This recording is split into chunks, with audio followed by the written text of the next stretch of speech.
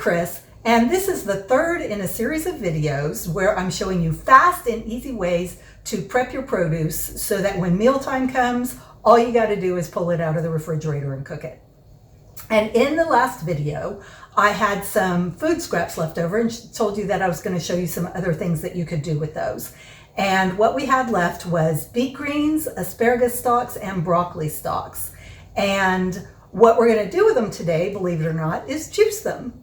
And those are things that you don't always think about saving and juicing, but I have found that they juice really well. You get a lot of nutrients out of them, and juicing is expensive, and so it kind of bulks it up a bit and gives you a bit more juice, bang for your buck. So what I've got here, because those three things alone wouldn't taste very good, what I've got here is the asparagus and the beets and the broccoli, as well as some celery, carrots, ginger, and apple, and some cucumber too. And what all of those things do, for one thing, all produce is full of what's called phytonutrients. And these are nutrients that are not vitamins or minerals, but they do lots of good things for us.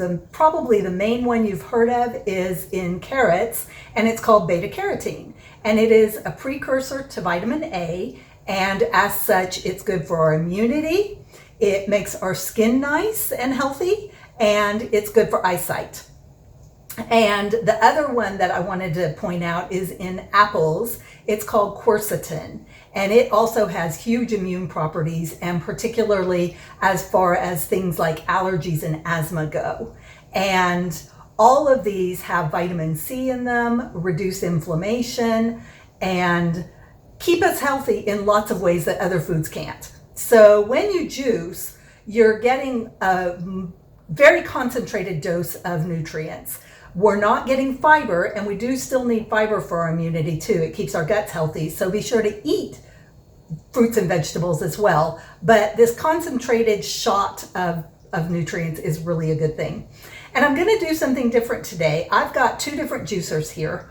This one is what's known as a centrifugal juicer, and this one is what's known as a masticating juicer. And I'm going to compare the two of them. I made two different batches of the vegetables and the fruit, exactly the same size, and we're going to juice both of them and see how it all turns out. So we'll go ahead and get started. I'm going to use the masticating juicer first. And masticating is chewing, right? And so you can see that it's got a little bit smaller spout to put the produce in than the centrifugal one has. And you can also see that, well, maybe you can't see, underneath it, it holds 1 cup, whereas the centrifugal one holds a little pitcher. You can put a bit more in there. And the biggest difference between them is price. The masticating juicer is a bit more expensive. So you'll need to decide for yourself, what are the things that are most important to you in buying a juicer, if that's something that you're interested in doing. So it's kind of fun to use the masticating juicer. Let's go ahead and get started.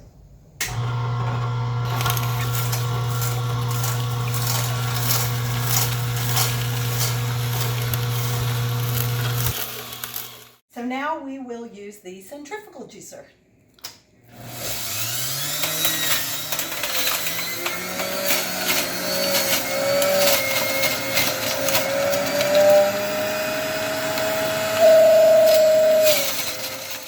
All right, so our experiment is finished, and you can see that we did get more juice from the masticating juicer than we got from the centrifugal one.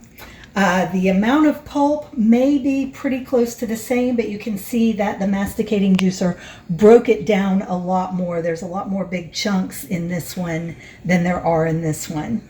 And then the last thing that I want to point out is the parts and the cleanup.